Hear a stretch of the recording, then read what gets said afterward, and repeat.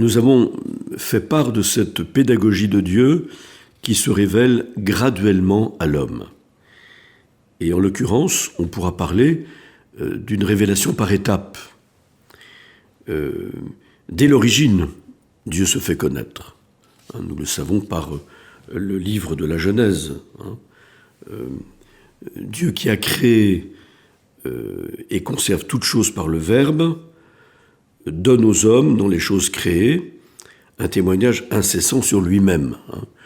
C'est important de considérer que toute la création dit Dieu.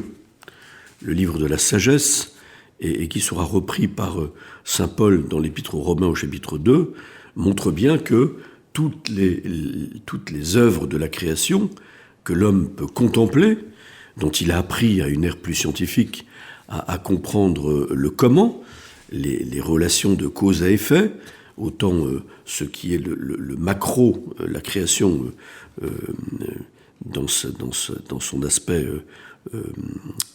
macroscopique et dans son aspect microscopique, eh bien, dit Dieu, exprime la sagesse de Dieu. Saint Paul dira, à la suite du livre de la sagesse, les hommes enténébrés dans leur intelligence, à cause du péché sans doute, eh bien, n'ont pas été capables de reconnaître Dieu à travers les œuvres de la création.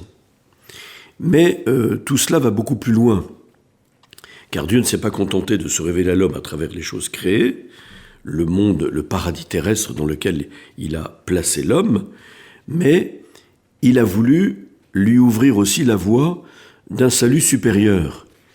Il s'est manifesté lui-même, dès l'origine, à nos premiers parents. Il les a invités à cette communion intime, nous le voyons très bien dans le récit de la Genèse.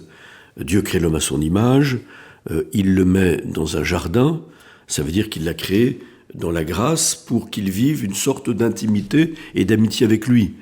La relation qui est indiquée par la Genèse entre l'homme et Dieu, après la création, n'est pas seulement la relation d'une créature avec son créateur, auquel il est soumis, mais c'est la relation d'un fils avec son père. On voit Dieu à la brise du jour, qui descend dans le jardin d'Éden pour converser avec l'homme paisiblement à la fin d'une journée de travail. Voilà.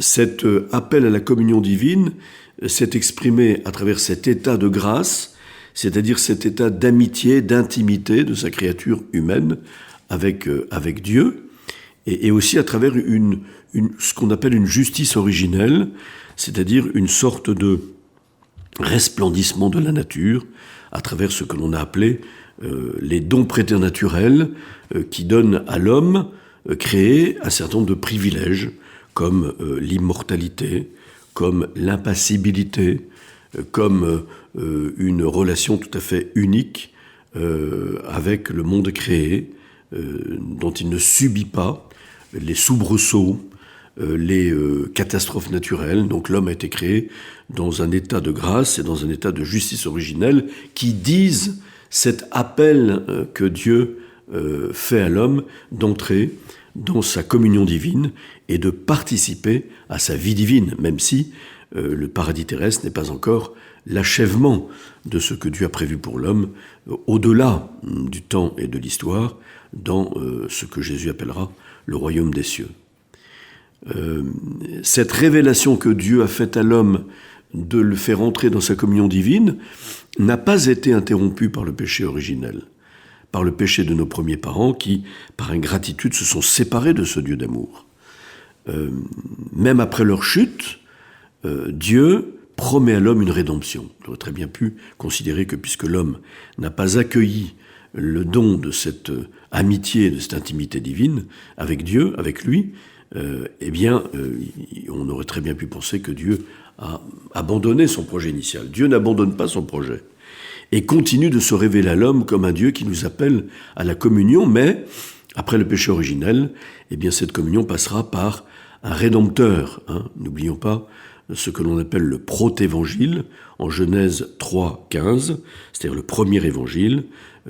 Dieu s'adresse au serpent, « Je mettrai une inimitié entre toi et la femme, entre ta descendance et sa descendance, tu la meurtriras au talon, mais elle t'écrasera la tête. Hein, où l'on voit bien que Dieu n'a pas abandonné son projet et il a bien l'intention de continuer ce projet malgré la séparation entre l'homme et Dieu causée par le péché. Hein, ce que nous lisons dans la 4e prière eucharistique que nous prenons si peu, mais qui est si belle et qui reprend toute l'histoire du salut, je cite, « Comme il avait perdu ton amitié en se détournant de toi, tu ne l'as pas abandonné au pouvoir de la mort, tu as multiplié les alliances avec eux. » Vous voyez, on commence par dire que la première manière dont Dieu s'est révélé à l'homme dans son mystère intime, dans l'appel à participer à sa vie divine, eh bien, c'est le moment de la création et après le péché original.